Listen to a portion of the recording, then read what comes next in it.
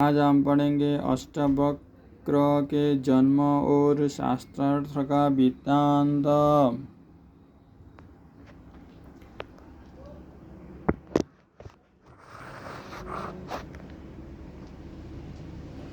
अष्टवक्र के जन्म और शास्त्रार्थ का वृत्तांत। मुनिवर लोमस ने कहा, राजन, उद्दालक के पुत्र श्वेतकेतु इस पृथ्वी भर से मंत्र शास्त्र में पारंगत समझते जाते थे। यह निरंतर फल फूलों से संपन्न रहने वाले आश्रम मुनि का है। आप इसके दर्शन कीजिए। इस आश्रम में महर्षि श्वेतकेतु को मानवी के रूप में साक्षात सरस्वती देवी की दर्शन हुए थे। लोमेश जी ने कहा, उद्दालक मुनि का कहोड़ नाम से प्रसिद्ध एक शिष्य था। उसने अपने गुरुदेव की बड़ी सेवा की। इससे प्रसन्न होकर उन्होंने बहुत जल्द सब वेद पढ़ा दिए और अपनी कन्या सुजाता भी उसे विवाह दी। कुछ काल बीतने पर सुजाता गर्भवती हुई। वो गर्भ अग्नि के समान तेजस्वी था। एक दिन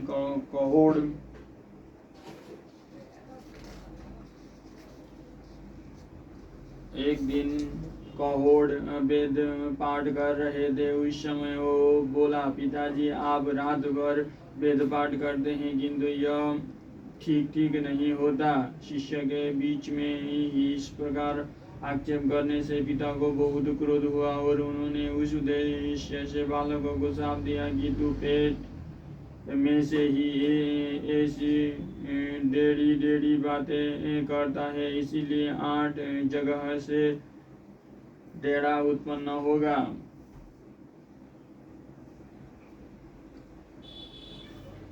बालकों को श्राप दिया कि तू पेट में से ही ऐसी टेढ़ी बातें करता है, इसीलिए 8 जगह से टेढ़ा उत्पन्न होगा। जब अष्टवक्र पेट में बढ़ने लगे तो सुजाता को बड़ी पीड़ा हुई और उसने एकांत में अपने धनहीन पति से धन लाने के लिए प्रार्थना की। कहोड़ धन लेने के लिए राजा जनक के पास गए किंतु वहां बात करने में कुशल बंदी ने उन्हें शास्त्रार्थ में हरा दिया और शास्त्रार्थ के नियमों के अनुसार उन्हें जल में डुबो दिया गया। जब उद्दालकों को यह समाचार विदित हुआ तो उन्होंने सुजाता के पास जाकर उसे सब बात सुना दी और कहा कि तू अष्टवक्र से इसके विषय में कुछ मत कहना। इसी से उत्पन्न होने के पश्चात अष्टवक्र को इसका कुछ पता न लगा। वे उद्दालक को ही अपना पिता समझते थे और उनके पुत्र श्वेतकेतु को अपना भाई मानते थे। एक दिन जब अष्टवक्र की आयु 12 वर्ष की थी, वे उद्दालक की गोद में बैठे थे। उसी समय वहां श्वेतकेतु आए और उन्हें पिता की गोद में से खींच कर कहा, यह गोदी तेरे बाप की नहीं है। श्वेतकेतु की इस कटुक्ति से उसके चित्त पर बड़ी चोट लगी और उन्होंने घर जाकर अपनी माता से पूछा कि मेरा पिता कहाँ गए हैं। इससे सुजाता को बड़ी घबराहट हुई और उसने शाप के भय से सब बात बता दी। यह सब रहस्य सुनकर उन्होंने रात्रि के समय श्वेतकेतु से मिलकर यह सलाह की, हम दोनों राजा जनक के यज्ञ में चले। वो यज्ञ बड़ा विचित्र सुना जाता है, वहाँ हम ब्राह्मणों के बड़े बड़े शास्त्रार्थ सुनेंगे। ऐसी सलाह करके वे दोनों मामा भांजे रात जनक के समृद्धि संपन्न यज्ञ के लिए चल दिए। यज्ञशाला के द्वार पर पहुंचकर जब वे भीतर जाने लगे तो उनसे द्वारपाल ने कहा, आप लोगों को प्रणाम है। हम तो आज्ञा का पालन करने वाले हैं। राजा के आदेश अनुसार हमारा जो निवेदन है उस पर आप ध्यान दें, इस यज्ञशाला में बालकों को जाने की आज्ञा नहीं है, केवल वृद्ध और विद्वान ब्राह्मण ही इसमें प्रवेश कर सकते हैं। तब अष्टावक्र ने कहा, द्वारपाल मनुष्य अधिक वर्षों की उम्र होने से, बाल पक जाने से, धन से अथवा अधिक कुटुंब से बड़ा नहीं माना जाता। ब्राह्मणों में तो वही बड़ा है जो वेदों का वक्ता हो।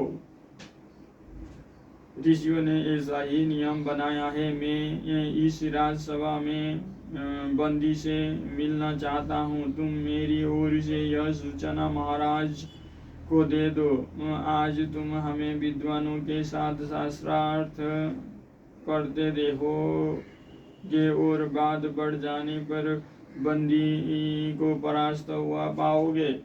द्वारपाल बोला, अच्छा, मैं किसी उपाय से आपको सभा में ले जाने का प्रयत्न करता हूँ, किंतु वहां जाकर आपको विद्वानों के योग्य काम करके दिखाना चाहिए। ऐसा कहकर द्वारपाल उन्हें राजा के पास ले गया। वहाँ अष्टवक्र ने कहा, राजन, आप जनक वंश में प्रधान स्थान रखते हैं और चक्रवर्ती राजा हैं। मैंने सुना है आपके यहाँ बंदी नामक कोई विद्वान है। वो ब्राह्मणों को शास्त्रार्थ में परास्त कर देता है और फिर आप ही के आदमियों से उन्हें जल में डलवा देता है। यह बात ब्राह्मणों के मुख से सुनकर मैं उद्धत ब्रह्मा विषय पर उसके शास्त्रार्थ करने आया हूँ। यह बंदी कहाँ है? मैं उससे मिलूंगा। राजा ने कहा, बंदी का प्रभाव बहुत से वेद वेत्ता ब्राह्मण देख चुके हैं। तुम उसकी शक्ति को ना समझकर ही उसे जीतने की आशा कर रहे हो। पहले कितने ही ब्राह्मण आए, किंतु सूर्य के आगे जैसे तारे फीके पड़ जाते हैं, उसी प्रकार वे सभी उसके सामने हतप्रभ हो गए। इस पर अष्टवक्र ने कहा, मेरे जैसे से पाला नहीं पड़ा, इसी से वो सिंह के समान निर्भय होकर बातें करता है, किंतु अब मुझसे परास्त होकर वो उसी प्रकार मुंह हो जाएगा जैसे रास्ते में टूटा हुआ रथ जहाँ कहाँ पड़ा रहता है। तब राजा ने अष्टवक्र की परीक्षा करने का विचार किया। तो पुरुष 30 अवयव 12 अंश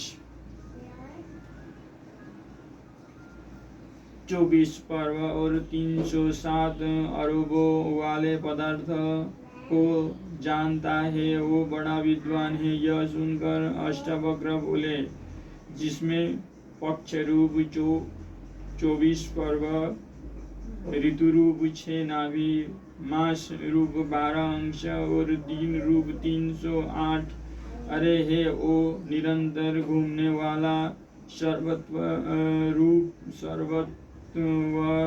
रूप काल चक्र आपकी रक्षा करे।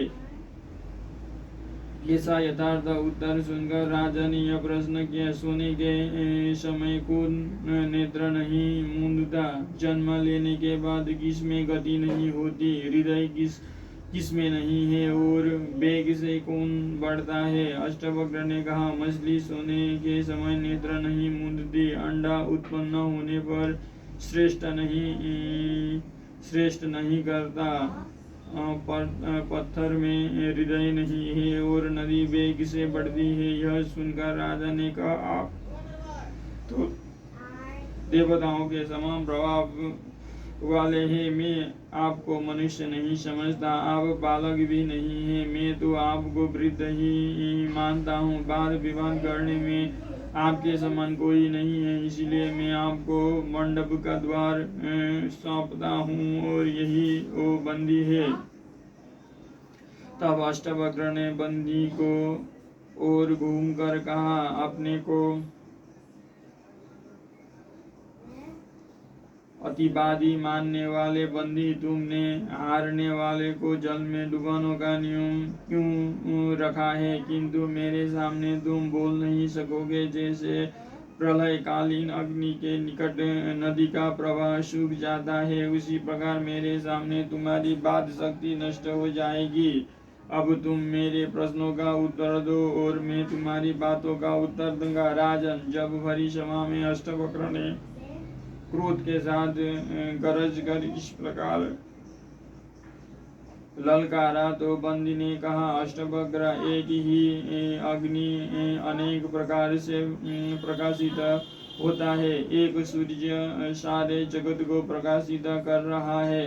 शत्रुओं का नाश करने वाला देवराज इंद्र एक ही वीर है तथा पितरों का ईश्वर यमराज भी एक ही है। अष्टवक्र, इंद्र और अग्नि ये दो देवता हैं। नारद और पर्वत ये देवर्षि भी दो हैं। दो ही अश्विनी कुमार हैं। रथ के पहिए भी दो होते हैं।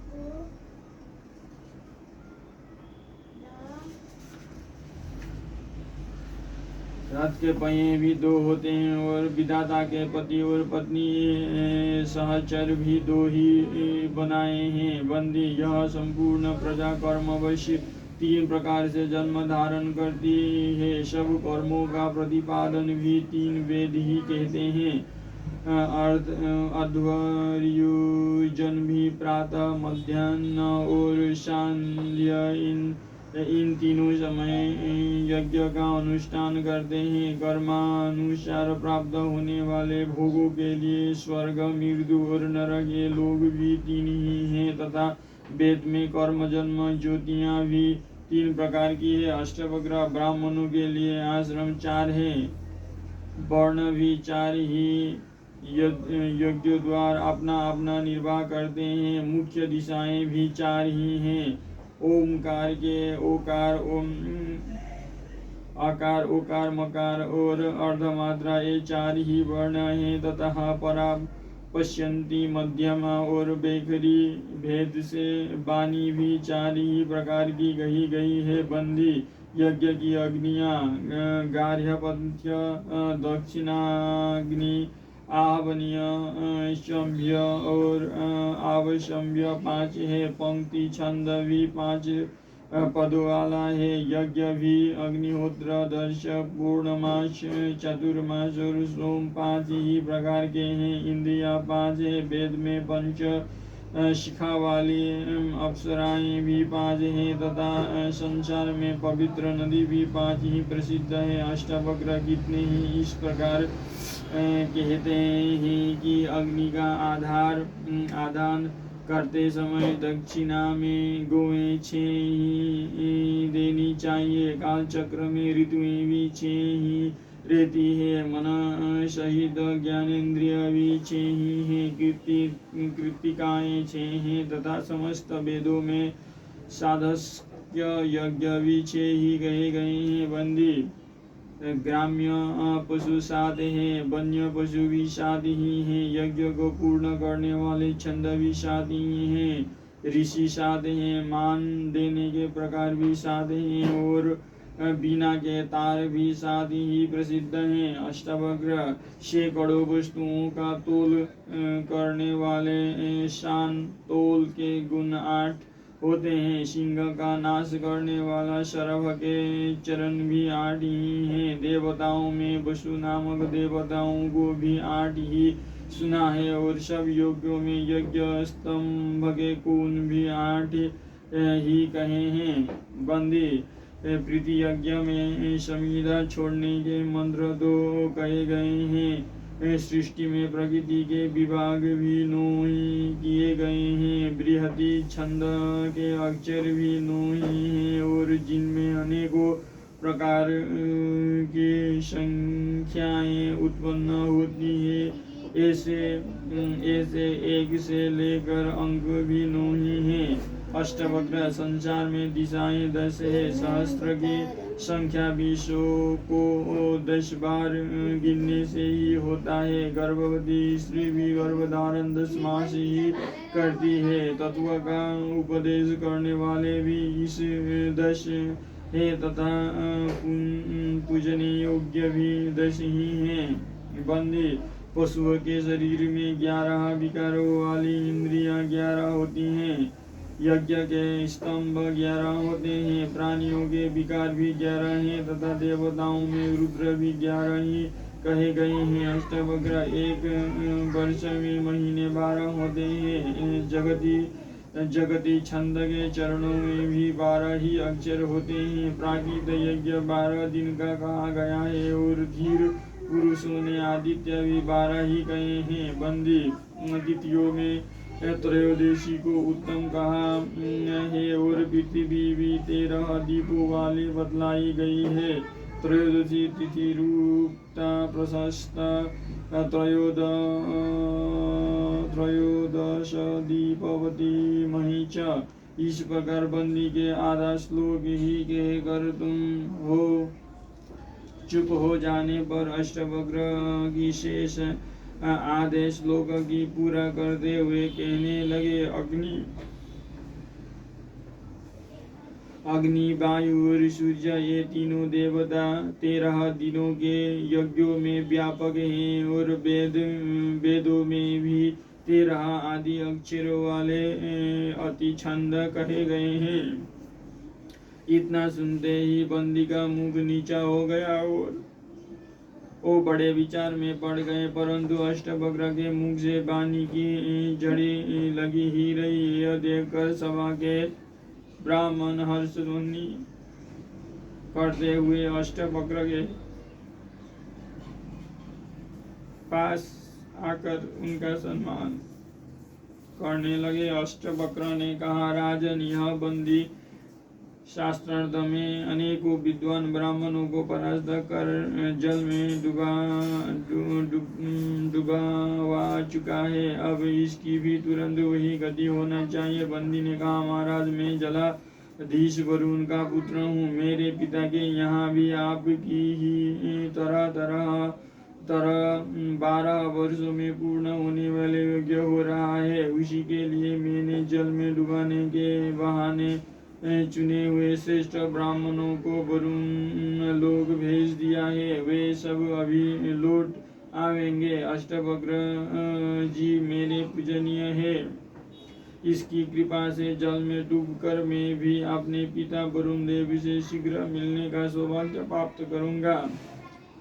राजा को बंदी की बातों में फंस देर करते देखकर अष्टवक्र कहने लगे, राजन, मैं कई बार कह चुका, फिर भी तुम मतवाले हाथी की तरह कुछ भी सुन नहीं रहे हो। इससे मालूम पड़ता है कि लसोड़े के पत्तों पर भोजन करने से तुम्हारी बुद्धि नष्ट हो गई है, अथवा तुम इस चापलूसी की बातों में आ गए हो। जनक ने कहा, देव, मैं आपकी दिव्य वाणी सुन रहा हूँ। आप साक्षात दिव्य पुरुष से आपने शास्त्रार्थ में बंदी को परास्त कर दिया है। मैं आपके इच्छानुसार अभी इसके दंड की व्यवस्था करता हूँ। बंदी ने कहा, राजन, वरुण का पुत्र होने से मुझे डूबने में कुछ भी भय नहीं है।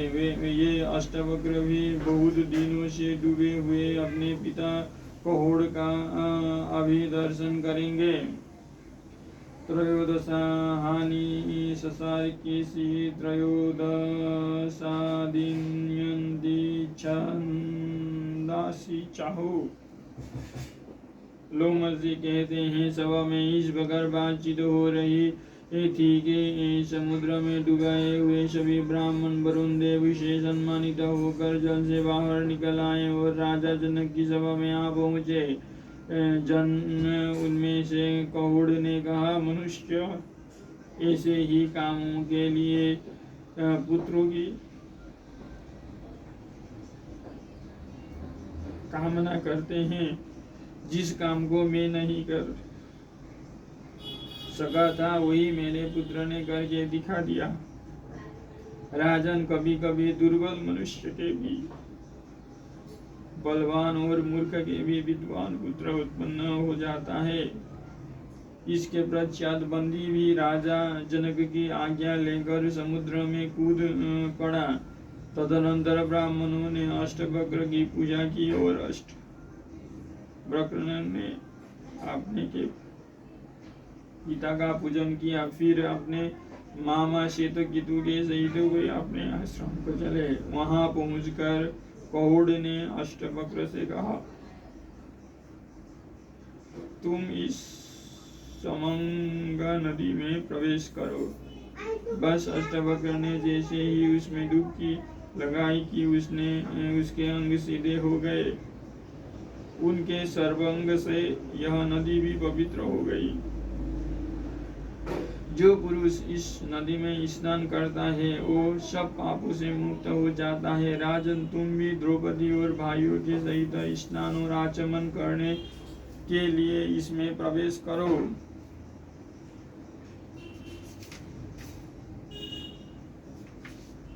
इति